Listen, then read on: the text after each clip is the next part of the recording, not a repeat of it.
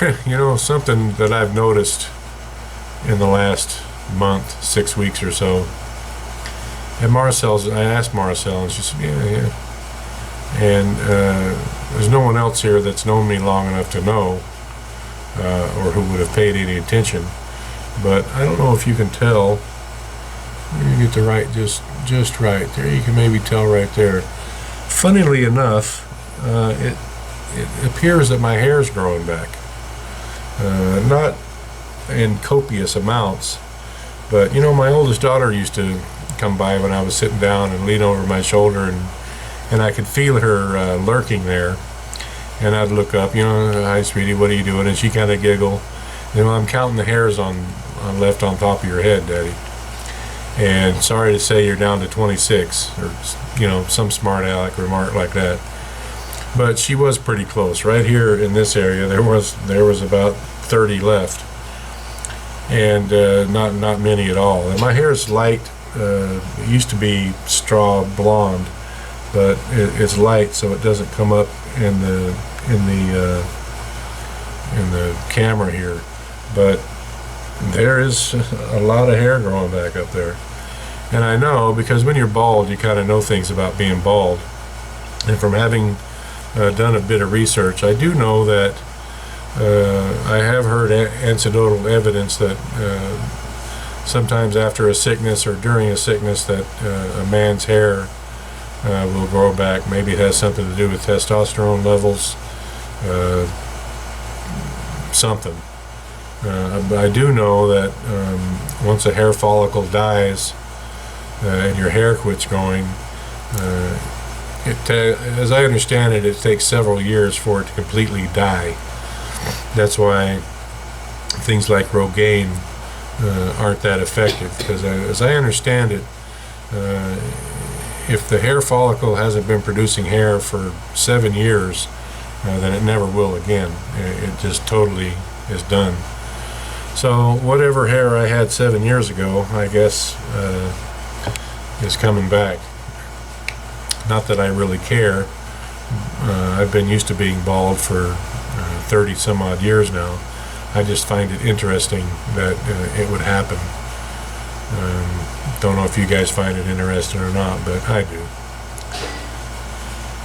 There was a lot of comments about me snapping at Red for sticking his finger in my food when we did that video on our cheap lunch, and comments about letting children eat first and not being so strict with them. Well, I can tell you that Red has been told many times by myself and by his mother not to stick his fingers in other people's food. Not only because it's rude, but because he's a little boy and who knows where his hands have been and what he's been touching. And to just go up and stick your finger in someone else's food is rude. Many commenters have said, you know, you should feed the children first. Where was Red's food? Well, Red's food was being eaten by his mother, who was in line at the Carinderia getting it. Irregardless, and they were also saying, well, he's too young to be taught how to act. Not correct. He's plenty old enough to learn a bit of table etiquette. Years later, I found out, because I talked to my mom about it, well, long after I was an adult. But I remember being a small child. You know, in our family, of course, I don't remember this part, but I was sat in a high chair at the family dinner table. And I remember when I graduated to sitting at the table with my brothers. I was the youngest of 4. And my mom would take the Encyclopedia Britannicas out and put them on the chair as a booster. I do remember that. And I would sit at the table and eat. And I remember one time, I don't know how old I was. I think I was about Red's age, a little bit younger than Red. I was 3. My mom told me I was about 3. And I can remember we were having my favorite food at that time, which was pinto beans.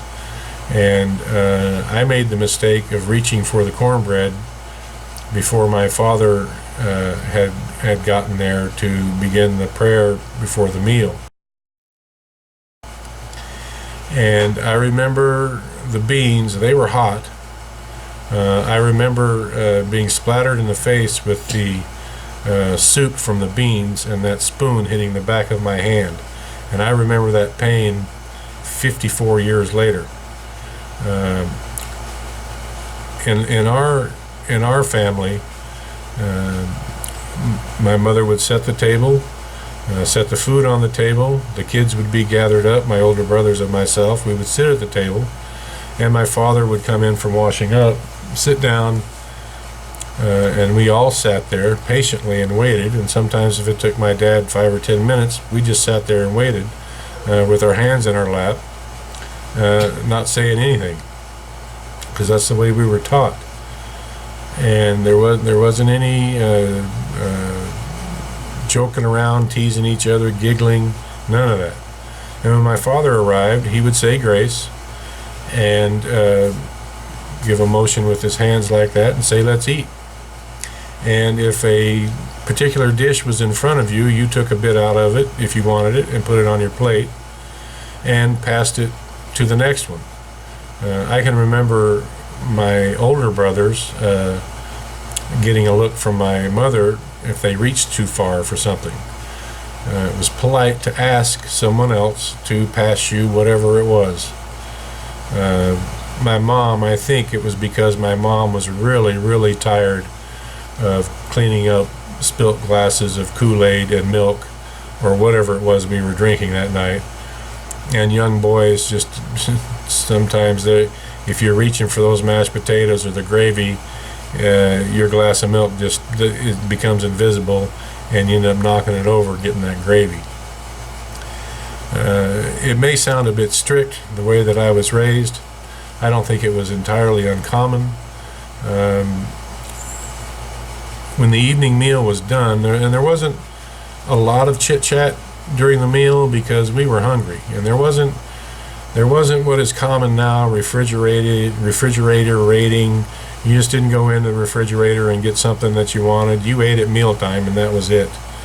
Unless my mom would bake some cookies or a pie or a cake or something, and you could hustle her out of a piece. But there wasn't any going in the refrigerator and feeding yourself. So you ate at mealtime and you were hungry and you were busy eating. And after the meal, then we would visit and talk and how's the day, what's going on. And sometimes that would last for 30 minutes or an hour. I don't think, I think the training that I received, it was just about respect for my parents and the other people around me to behave.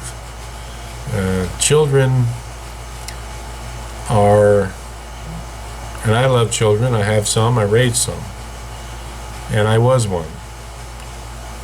Children are untrained little animals, and it's our job as parents to train them how to get along into the world, not to be their friend, not to be nice to them, to train them so that they're successful adults. Not that you don't love them, not that you don't care for them, not that you don't look out for them, but until I was well into my adulthood, my father wasn't my friend. He was my father, and his job was to be my father and not my friend. I had friends. I went to school with friends. My friends weren't my parents.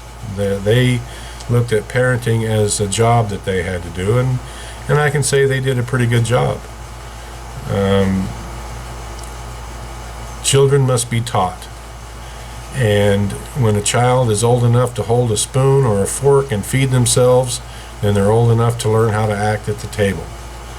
There's no feeding them first. Everyone eats as a family. They don't get special treatment. They get to eat first and then run off and act like a fool. No, in our house, everybody sat there and you behaved yourself, or, well, you behaved yourself because you only misbehaved one or two times with my dad. And you learned the consequences of not being behaved. And behave. What is that word? What is have? Behave. A lifelong question maybe someone out there could answer. What is have? I mean, you can be arrogant, you can be stupid, you can be silly, but how do you behave? I don't know. So that's kind of my take on parenting. I will say that Red is not our child. He's Gina's son. But when I don't know how else to put it. I'm the alpha male around here, and I consider this my house. And if Red's going to eat in my house, and he's going to behave himself according to my rules. And if he's going to be out in public with me, like we were at that Carinderia, I also expect him to behave in a certain manner. Jen's good with him, and if she was there, she would have corrected him. But she was not. She was in line getting his food. So I think I've covered enough on that subject. I don't want to beat it to death. I disagree with the people who want to bubble wrap their children and treat them like little princes. There was a video of a young boy about 5 years old, or he was in one of our videos made last week. That's what happens when you don't train a child. And God bless his parents in 10 or 15 years if they don't change it up now. My guess is that they'll be visiting that kid and looking through the bars when they go to visit him if they don't change it up, or they'll be supporting him. He'll be another one of those 30-year-olds living in their basement. It would be nice if you could train your children to take care of you when you're old. Life is a cyclical thing. You take care of your children when they can't take care of themselves, and it would be nice to know that your children would take care of you when you can no longer, at some point in your life, take care of yourself. It's beneficial to everyone to have discipline.